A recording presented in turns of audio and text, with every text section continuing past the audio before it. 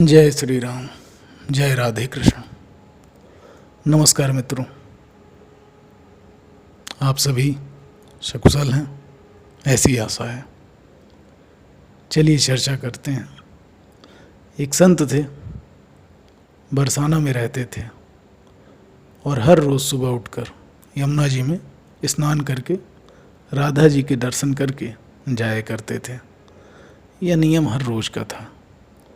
जब तक राधा रानी के दर्शन नहीं कर लेते थे तब तक जल भी नहीं ग्रहण करते थे। और दर्शन करते करते तकरीबन उनकी उम्र 80 वर्ष की हो गई। अब आज सुबह उठकर रोज़ की तरह यमुना में स्नान किया और राधा रानी के दर्शन को चले गए। मंदिर के पट खोले, राधा रानी के दर्शन करने लगे। दर्शन करते करते संत के मन में भाव आया कि मुझे राधा रानी के दर्शन करते करते आज 80 वर्ष हो गए, लेकिन मैंने आज तक राधा रानी को कोई भी वस्त्र नहीं चढ़ाया।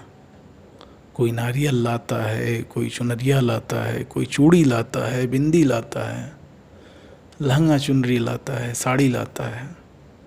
हमने तो आज तक कुछ नहीं चढ़ाया। अब यह विचार संत जी के मन में आया कि जब सभी मेरी राधा रानी के लिए कुछ न कुछ लाते हैं तो मैं भी अपनी राधा रानी के लिए कुछ न कुछ लेकर ज़रूर आऊँगा।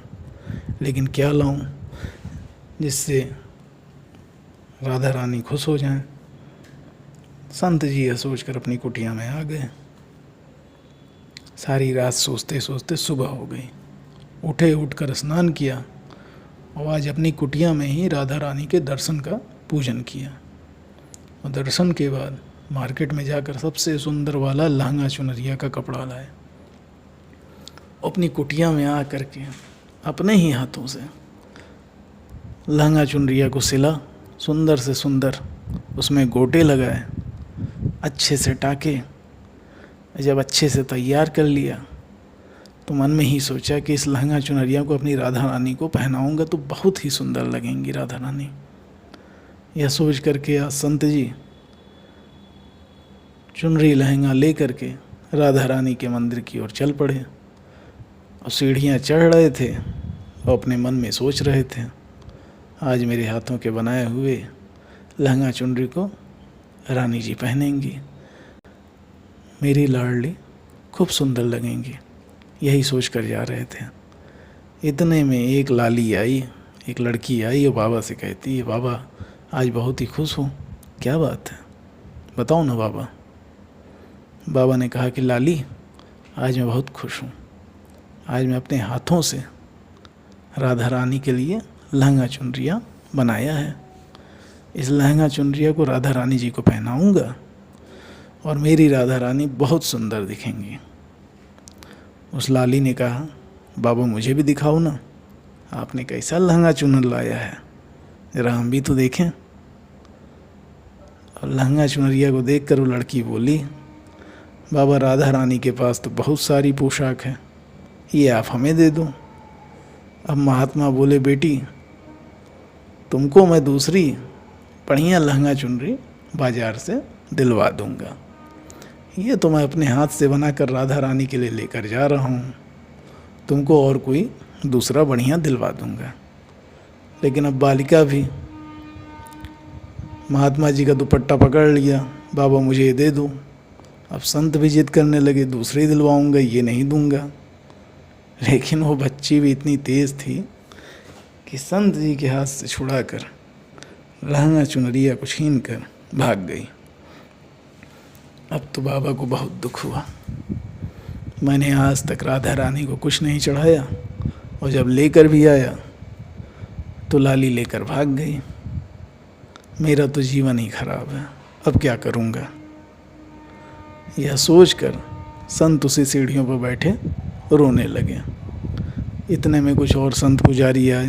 क्या बात है बाबा, रो क्यों रहे हो। बाबा ने पूरा किस्सा बताया। संतों ने समझाया, बाबा कोई बात नहीं, दुखी मत हो, कल दूसरा लहंगा चुनर बनाकर लेते आना और राधा रानी को पहना देना। चलो राधा रानी के दर्शन कर लेते हैं। इसी प्रकार संतों ने बाबा को समझाया और दर्शन को लेकर चले गए। अब रोना तो बंद हुआ, लेकिन मन खराब था, क्योंकि कामना पूरी नहीं हुई। अनमने मन से दर्शन करने जा रहे थे संतों के साथ, और मन ही मन सोच रहे थे कि मुझे लगता है कि किशोरी जी की इच्छा नहीं थी, शायद राधा रानी मेरे हाथों से बनी पोशाक पहनना ही नहीं चाहती थी। ऐसा सोचकर बड़े दुखी होकर जा रहे थे।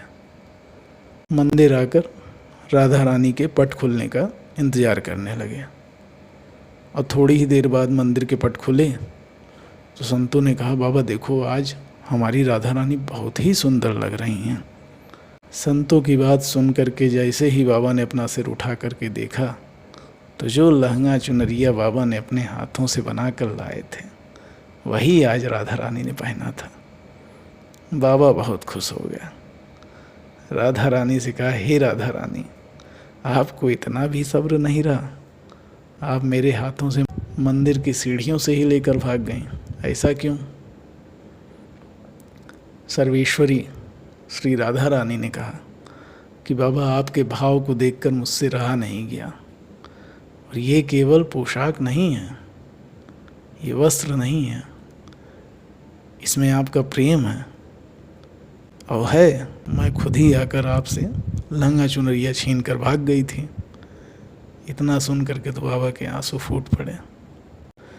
वहीं चरणों में गिरकर किशोरी जी का धन्यवाद किया।